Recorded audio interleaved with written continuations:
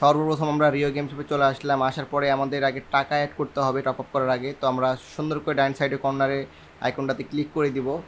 তো ক্লিক করে দেওয়ার পর এখান থেকে অ্যাড মানিতে ক্লিক করে দিব। আমরা অ্যাড মানিতে ক্লিক করে দেওয়ার পরে তো অ্যাড মানিতে আমরা 50 টাকা অ্যাড করবো, তো 50 লিখে দিলাম এখানে। তারপরে আমরা অ্যাড মানিতে ক্লিক করবো, এখান থেকে বিকাশ লাইভ পেমেন্টটা সিলেক্ট করে দিয়ে এখান থেকে আমি আমার বিকাশ নাম্বারটা এখানে দিয়ে দিব। যে নাম্বার থেকে আমি বিকাশ থেকে টাকা পাঠাবো সেই নাম্বারটা এখানে দিয়ে দিব। তো নাম্বারটা দেওয়ার পরে আমরা এখানে নেক্সট করলাম। তো একটা কোড আসবে বিকাশ থেকে, এই কোডটা আমাদের এখানে বসায় দিতে হবে। তো আমি কোডটা বসায় দিলাম, দেওয়ার পরে কনফার্ম করলাম অ্যান্ড বিকাশের পাসওয়ার্ডটা দিয়ে দিলে কিন্তু ব্যাস হয়ে গেলো। আমাদের ওয়ালেটে কিন্তু এখন 4 সেকেন্ড 5 সেকেন্ডের মধ্যে কিন্তু টাকাটা অ্যাড হয়ে যাবে। ঠিক আছে, কাউন্টডাউন শেষ হলে টাকাটা অ্যাড হয়ে গেলো। হ্যাঁ, তো টাকা অ্যাড হওয়ার পরে আমরা সুন্দর করে জাস্ট হোমে চলে আসবো। আবার হোমে এসে আমরা যেহেতু এখন 50 ডায়মন্ড টপ আপ করে দেখাবো, সেহেতু 50 ডায়মন্ড ফ্রি ফায়ার ইউআইডিতে আমরা ক্লিক করলাম।